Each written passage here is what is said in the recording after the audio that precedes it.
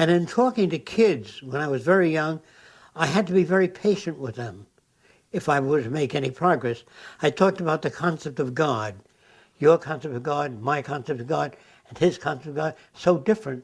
I wonder what God is really like, or if there is a God for that matter.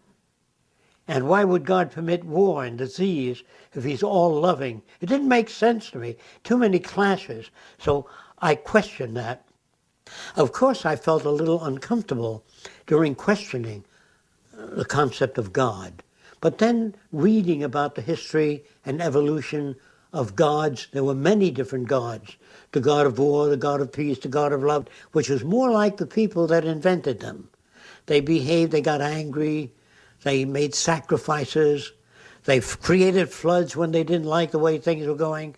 And this did not come through as superior intelligence.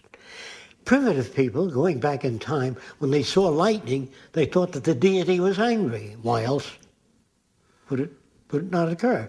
When a hurricane swept the land, they got rid of certain people in their tribe as a sacrifice, hoping that the gods would not produce a second hurricane. However, if it did occur again, then they sacrificed some of the younger people. Rarely would the chief sacrifice himself, but he's always got a whole line of people ready to sacrifice. So you have that problem with human beings. Anything that occurs beyond their comprehension, they have to invent an excuse for.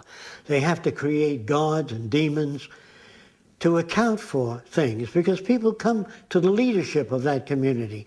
No matter how primitive the tribe, they say, how come bad wind blow people off island?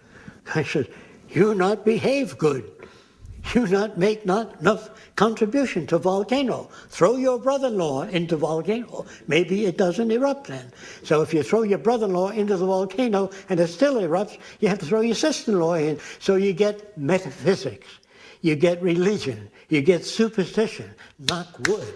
Or you wear a rabbit's foot. Just remember that the rabbit had 4 of them. Didn't do him any good. So on down the line, superstition prevails wherever ignorance prevails. Myth is a way of saying to the little guy working out there in the field, when he says, what does all this amount to? I never seem to be getting anywhere. When you kick the bucket, everything is there for you. If you don't get it in this life, you'll get it in the next, if you remain good. The amount of superstition that a culture can absorb would be directly proportionate to the amount of information people have.